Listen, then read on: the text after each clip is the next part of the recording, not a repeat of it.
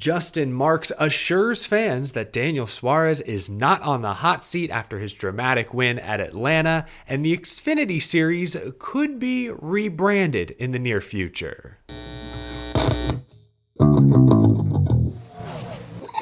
How's it going, y'all? My name is Eric. Welcome to Out of the Groove. Happy Monday. Lots to get to today, including the latest edition of my Out of the Groove Power Rankings. But first, we have to thank Illuma for sponsoring today's episode. You have to check out the Executive Series trailers from Illuma. These trailers are something else. Exclusive features like crazy. Check out their Executive Series tandem trailers. Now, these are perfect for a variety of vehicles. Look at these features. Longer ramps for better loading angles, front cargo box, side skirts, and much more. Oh, and what do we have here? Illuma Executive Series Tandem Tilts, featuring a gentle tilt for low-profile vehicles and nice black aluminum wheels. And there's more, 8 LED bed lights, a lit storage box, air dam, now we're talking. These features come standard with Executive Series trailers from Illuma. Don't forget about all the other stuff you need to haul too, and there are a lot of accessories available as well. Check out what's new on the Illuma website, top link down in the description below, then find a local dealer. Thank you to Illuma for sponsoring the show. I am still smiling after last night's dramatic 3-wide photo finish. I had a hard time going to sleep last night. Like, even hours after the checkered flag, I'd done my video, posted to YouTube, taken a shower, brushed my teeth. I was still buzzing, vibrating. Oh my gosh, my heart felt like it was beating out of my chest. I had a hard time winding down even hours after the checkered flag. An all-time great NASCAR race with an even more memorable finish. Daniel Suarez came out ahead by literally millimeters over Ryan Blaney and Kyle Busch. It was the third closest finish between first and second in NASCAR history, but it was the closest finish between first, second, and third ever. Unbelievable stuff. If you missed it last night, you can check out my full race recap and reaction right up here. Click this little link. We discussed what this win means for Daniel Suarez, a driver who coming into this season was under immense pressure to perform. He had struggled last year, winless, missed the playoffs, while his teammate Ross Chastain continued to have success. Daniel Suarez watched as Trackhouse signed not one, not two, but 3 potential replacements. SVG, Zane Smith, Connor Zilisch, all on development deals, all itching for a NASCAR Cup Series ride. The pressure was on Daniel Suarez to win a race and make the playoffs. After last night, he has likely accomplished both of these things just 2 weeks into the season. A huge weight off of Daniel Suarez's shoulders for sure. Trackhouse team owner Justin Marks was asked point blank by The Athletic's Jordan Bianchi after the race if Daniel Suarez was legitimately on the hot seat this season, and this is how Justin Marks responded. I would say that there are a lot of things that happen in these businesses that nobody in this room knows about. And that means that we are all working on business development and growth and opportunities in the future. So you could look at what we have right now and you can look at the drivers that we've signed, but you don't know what we're working on behind the scenes. So yes, this is a contract year for Daniel. Does that mean that this is Daniel's audition? No. Let me hit pause right there just real quick.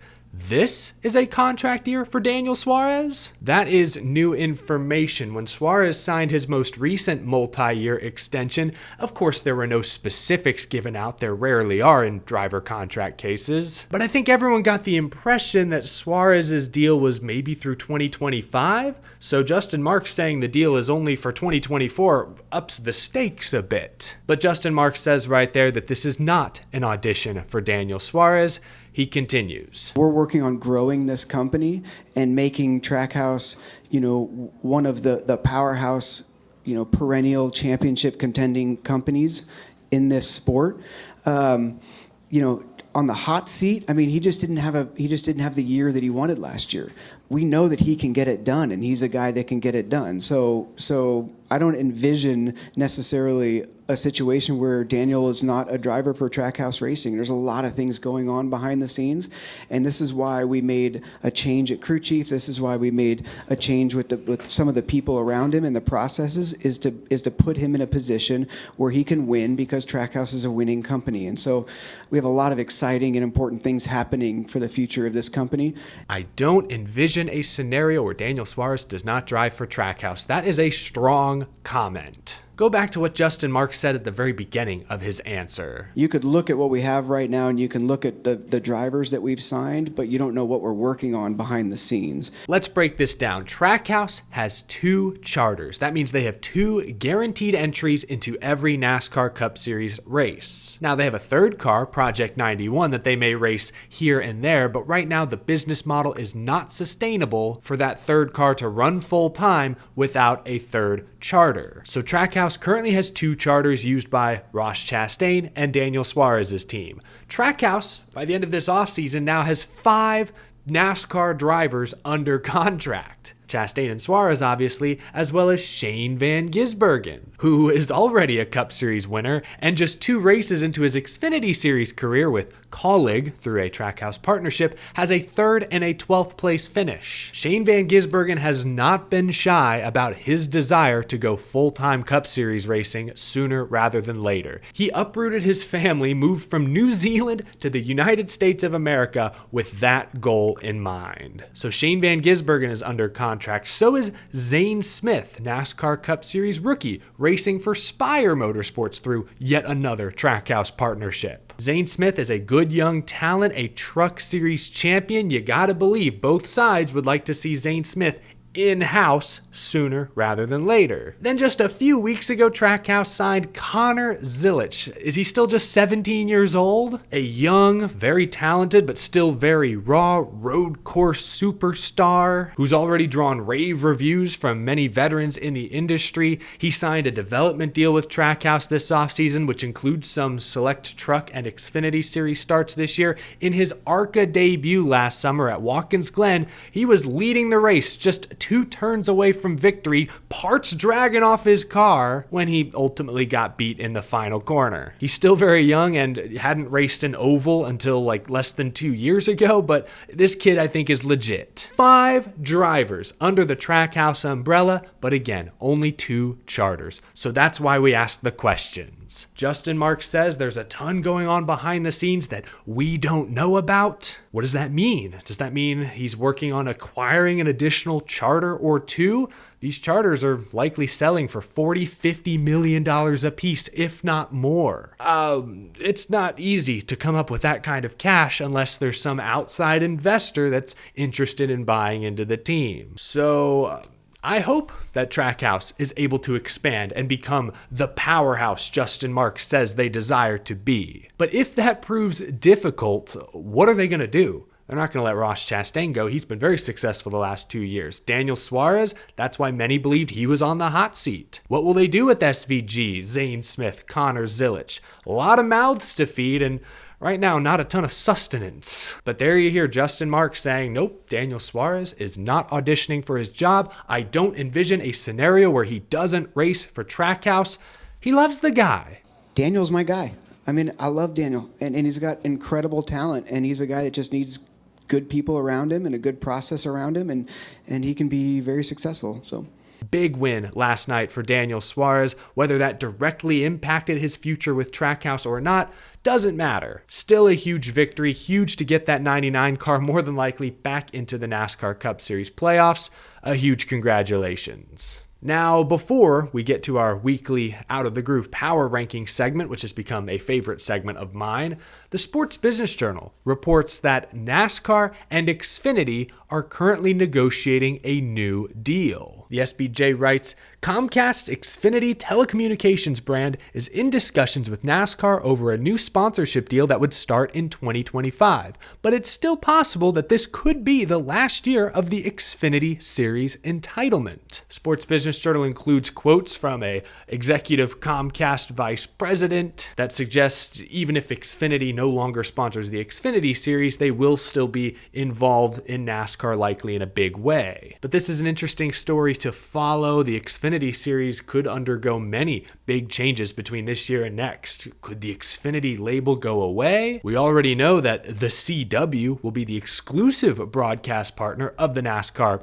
Xfinity series beginning next year. A lot of big changes could be in store for this series, potentially some more money involved. I've talked to my friend Brendan Poole, NASCAR Xfinity series driver, in recent weeks, and he's explained that with the new TV deal, some of these other changes, we had 44 cars try to enter the Daytona race a week ago. Half a dozen drivers went home unhappy, so car counts seem fairly strong in Xfinity to start this year. Sponsorship dollars a bit easier to find in many cases. Perhaps we are seeing a sudden evolution of the NASCAR Xfinity series. It will be interesting to see if Xfinity is still a part of the series after this season. I'd love to see him stick around, though. If they do leave, I will not miss the fast as Xfinity 10G quips. Gosh, that's terrible. Nothing ruins a big, positive, emotional moment quicker than a blatant corporate sponsor plug. I'm just being honest. But with that out of the way, let's break down the 10 fastest overall drivers and cars in the NASCAR Cup Series right now. It's time for our weekly Out of the Groove Power Rankings.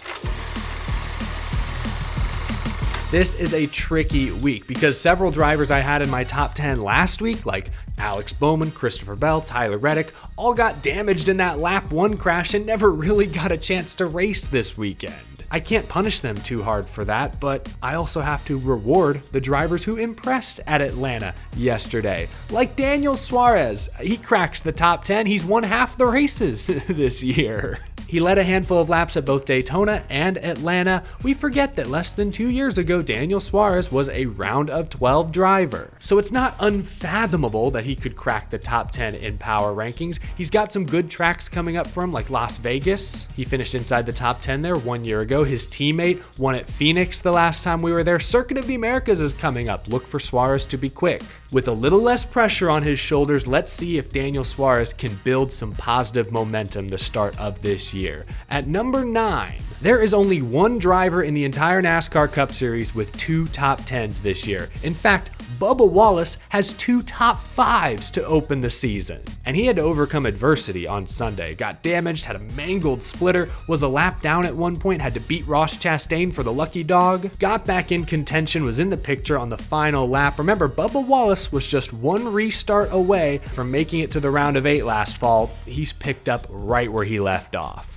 I'll put his teammate Tyler Reddick at number 8. It has been a rough start to this year, but I'm very excited about the tracks coming up. I expect the Toyotas to be quick at the 1.5 miles like Las Vegas. Circuit of the Americas is just a few weeks away. Reddick is the defending winner of that race. He's not a super speedway superstar. He still won his dual race a couple of Thursdays ago. But looking ahead, I still believe Tyler Reddick is going to have a huge year. I like the tracks coming up. I'll put Reddick at number 8. Give me Joey Logano at number 7. I would argue he has been a top 3 car in every race this year, including the Clash, but he's 33rd in points. He led 72 laps between Daytona and Atlanta, but crashed out in both races. I know Daytona wasn't his fault, but Atlanta kind of was. I love the raw speed, but man, those finishes hurt. Kyle Larson comes in at number 6. If you had told Kyle Larson that he would be 11th in points after the first 2 super speedway races back-to-back to begin the year, I think he would have taken it. And this stat blew my mind when I read it, but Kyle Larson has actually collected the 2nd most stage points of anyone to begin this season. We go out west to Las Vegas this weekend, where Kyle Larson finished 1st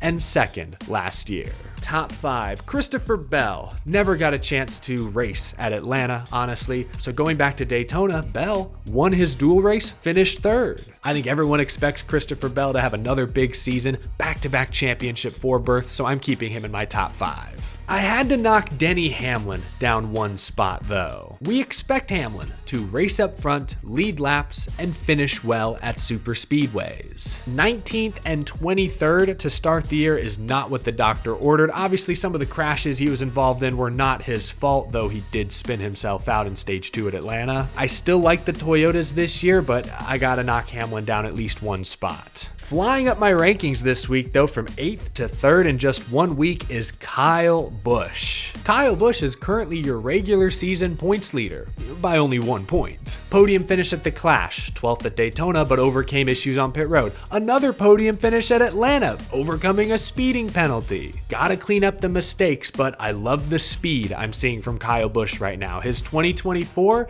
is starting off very similar to his 2023. My top two are staying the same. Ryan Blaney, the defending series champion, came up just millimeters short of the win at Atlanta. And I mentioned how many stage points Kyle Larson has earned. Ryan Blaney has earned more stage points than anyone else these first 2 weeks. He looks really good to start the year, looking to defend his series championship. And finally, at number 1, once again, no surprise, William Byron. Had a great all-around 2023 season, the Daytona 500 champion. He got dinged by Michael McDowell coming to pit road at Atlanta. Wasn't his fault. Between what he did last year and winning Daytona to start this season, I think William Byron is clearly the most deserving driver of the number 1 spot. There you go, my top 10 after the second points-paying race of the season. Do you agree? Do you disagree? Are there any drivers not in my top 10 that you think should be here? Let me know down in the comment section below. Now that Daytona and Atlanta are behind us,